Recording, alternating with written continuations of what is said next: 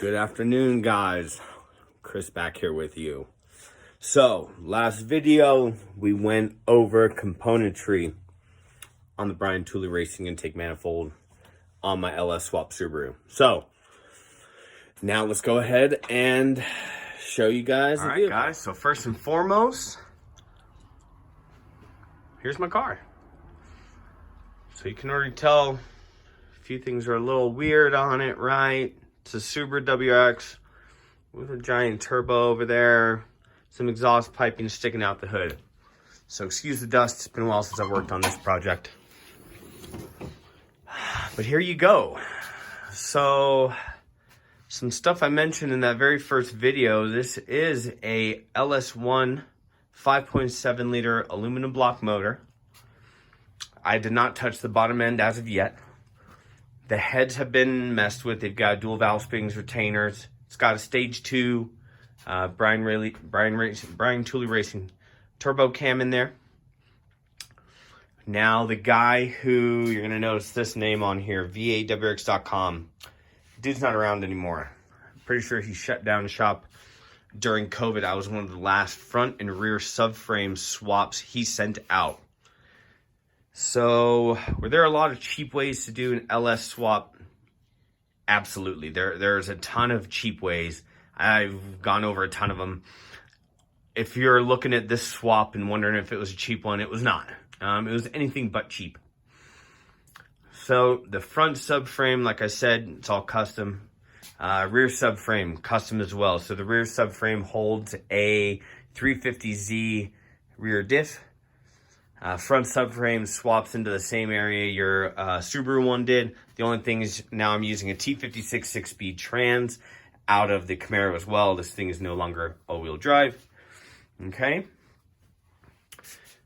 Front mount intercooler. Obviously, we got to cool this air coming from my VS Racing 7675 turbo. Pretty basic turbo to get this thing off the ground, get me comfortable behind the wheel. Once again, you guys see the intake manifold. It is installed, okay? So what tools did I need to install the intake manifold? Like I said, 5mm Allens will cover you all the way. Now, when it comes to your fuel lines and your fuel setup, you know, that's on you. Obviously, you've seen what I did with mine, okay? So like I said, here's a feed coming from the rear. Feeds all my injectors, right? Okay, here's my return coming back to my fuel pressure regulator, and then fuel pressure regulator is the return down here to the tank. Now, when I said I have 4 fuel pumps,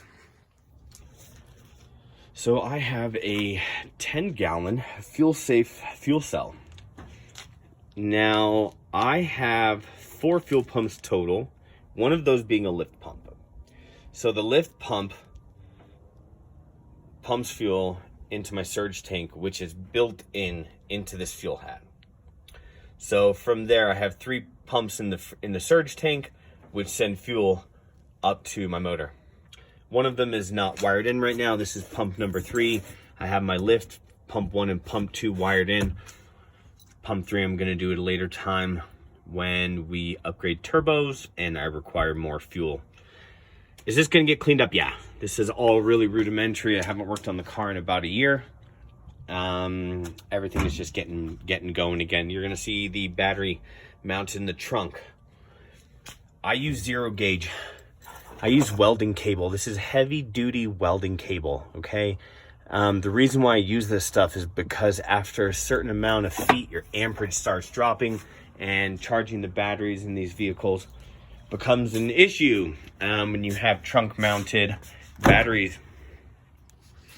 All right, when it comes to the interior, everything I tried to keep as stock as possible in this vehicle. I wanted it to be a comfortable 700 or 800 horsepower kind of daily driving vehicle. So what did I have to do with the engine harness and the body harness? You're gonna ask yourself.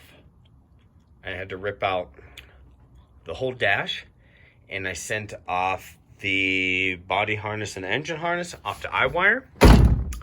iWire did a great job of merging the harnesses for me.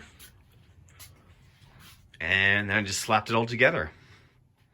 So when I say that anybody and everybody can do a project like this, I absolutely mean anybody and everybody can. The only things I've had to outsource because I don't have the capabilities and or the machines to do them are all my exhaust piping. So Viking Fab here in Albuquerque, New Mexico did this stuff. He did the wastegate dump, he did 4-inch out, and then he also did a crossover pipe, which is underneath the car. Next video will be me underneath the car going over a bunch of different stuff that I had to deal with when putting this car together.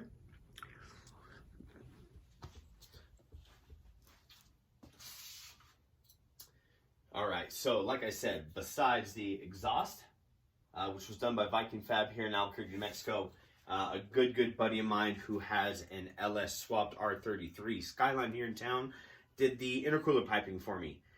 So like I said, every other piece on this vehicle that needed to get done, I did. It's amazing the amount of people that have done LS swaps in Subaru, so I already had a wealth of knowledge when it came to forums and whatnot, but the amount of stuff that people have posted of what worked, what didn't work, it helped a ton.